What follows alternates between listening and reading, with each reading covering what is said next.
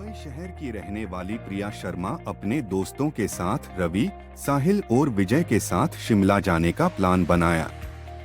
वो सब शिमला जाने के लिए बस में बैठ गए। कुछ ही देर में प्रिया सो गई। अचानक प्रिया की नींद खुल गई तो उसने देखा कि बस में कोई नहीं था। बस का ड्राइवर भी नहीं था। बस अपने आप ही चल रही थी। उनके सारे दोस्तों भी बस में नहीं थे। यह सब देखकर डर के मारे प्रिया जोर जोर से चिल्लाने लगी। अचानक उसे लगा कि कोई उसके पीछे खड़ा है। जब उसने पीछे मुड़कर देखा तो वहां एक स्त्री बैठी हुई थी। उस स्त्री का चेहरा जला हुआ था। ऐसा लग रहा था कि किसने उसके चेहरे पर एसिड फेंका हो। ऐसा भयंकर चेहरा देखकर प्रिया ने चिल्लाना शुरू कर दिया, बचाओ बचाओ बचाओ। और अचानक प्रिया की नींद उड़ गई। वो एकदम डरी हुई और पसीने से पूरी भीग गई थी। पास में बैठे हुए विजय ने पानी की बोतल दी और बोला, शायद तुम्हें कोई सपना देखा होगा। थोड़ी ही देर में सब शिमला पहुंच गए और एक होटल पर रात बिताने के लिए गए। दूसरे दिन वो सब साथ में मिलकर होटल के पास वाले पहाड़ पे घूमने जाने का नक्की किया। करीबन आधे घंटे में वो सब पहाड़ की सबसे ऊंची शिखर पर पहुंच गए। वहीं से नीचे देखने पर घने लीलेछम पेड़ पौधे काफी सुंदर दिख रहे थे। अचानक साहिल चौंक गया और बोला, नीचे देखो कोई खड़ा है, लगता है कोई स्त्री है। विजय और रवि भी देखने लगे लेकिन उन्हें कोई दिख नहीं रहा था और बोले, तू पागल हो गया है क्या? इस घने जंगल में कोई स्त्री कैसे आ सकती है? तुम्हें शायद कोई भ्रम हुआ होगा। उसके बाद वह सब खुली जगह पर चले गए।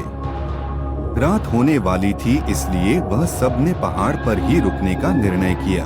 विजय और रवि भी देखने लगे लेकिन उन्हें कोई दिख नहीं रहा था और बोले, तू पागल हो गया है क्या? इस घने जंगल में कोई स्त्री कैसे आ सकती है? तुम्हें शायद कोई भ्रम हुआ होगा। उसके बाद वह सब खुली जगह पर चले गए। रात होने वाली थी इसलिए वह सब ने पहाड़ पर ही रुकने का निर्णय किया। इसलिए उन सब ने वहां पर ही तंबू लगाया और खाने पीने के लिए सामान बाहर निकाला। प्रिया की बैग तंबू के बाहर थी इसलिए वह लेने के लिए बाहर गई तो वहां पर उसे किसी की आवाज सुनाई दी। प्रिया उस आवाज की और अपनी नजर घूम आती है तो उन्हें सामने से कोई 3 आदमी आते हुए दिख रहे थे। उनके हाथ में धारदार हथियार देखकर प्रिया डर जाती है और दौड़ के तंबू के अंदर आ जाती है।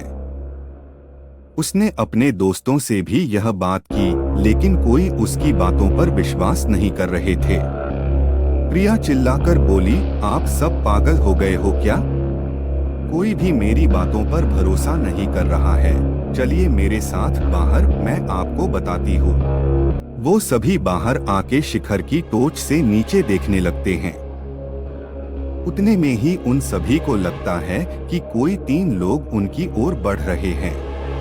यह सब देखकर वो सभी डर जाते हैं और तुरंत ही अपना अपना सामान समेटने लगते हैं और बड़े से पत्थर के पीछे जाके छुप जाते हैं।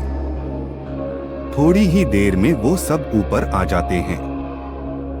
प्रिया देख रही है कि उनके हाथ, पैर और सिर आम आदमी जैसे बिल्कुल नहीं थे। वो सब एक जगह पे बैठ जाते हैं और कुछ तांत्रिक विद्या शुरू करते हैं। उनमें से एक आदमी अपनी हाथों की उंगली को काट देता है लेकिन अंधेरे की वजह से उन्हें कुछ भी ठीक से दिखाई नहीं देता है। अचानक उन चारों ने देखा कि एक औरत उन आदमियों के बीच में आके लेट जाती है। कोई नहीं जानता कि आखिर वो औरत वहां पे पहुंची कैसे। प्रिया ने कहा, मुझे कुछ समझ नहीं आ रहा है, आखिर यह सब हो क्या रहा है? मुझे बहुत ही डर लग रहा है। एक के बाद एक वो तीनों उस औरत को सूंघने लगे।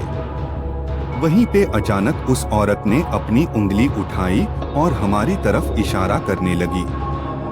हम सब डर गई। वो तीनों उस औरत को छोड़कर हमारी ओर बढ़ने लगे।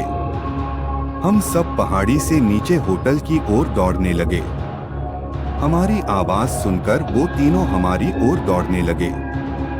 प्रिया और साहिल सबसे आगे थे और विजय और रवि उनके पीछे दौड़ रहे थे। प्रिया और साहिल होटल तक पहुंच गए, लेकिन रवि और विजय का कोई पता नहीं चल रहा था। हमने होटल वालों से उनके बारे में सभी बातें की तो उन लोगों ने कहा कि उस पहाड़ पे कोई नहीं जाता है, वो पहाड़ शार्पित है, जो भी वहाँ जाता है वो कभी वापस नहीं आता है। आपकी किस्मत अच्छी थी कि आप अभी जिंदा हैं। हमने होटल वालों से उनके बारे में सभी बातें की तो उन लोगों ने कहा कि उस पहाड़ पे कोई नहीं जाता है, वो पहाड़ शार्पित है, जो भी वहाँ जाता है वो कभी वापस नहीं आता है। आपकी किस्मत अच्छी थी कि आप अभी जिंदा हैं। लेकिन हमारे दोस्त रवि और विजय कभी भी वापस लौट के नहीं आए। हमने उन्हें ढूंढने का बहुत ही कोशिश की, पुलिस कंप्लेन भी करवाई, लेकिन कोई फर्क नहीं पड़ा। अगर वीडियो पसंद आए तो लाइक और शेयर करें और हमारे चैनल को सब्सक्राइब करें।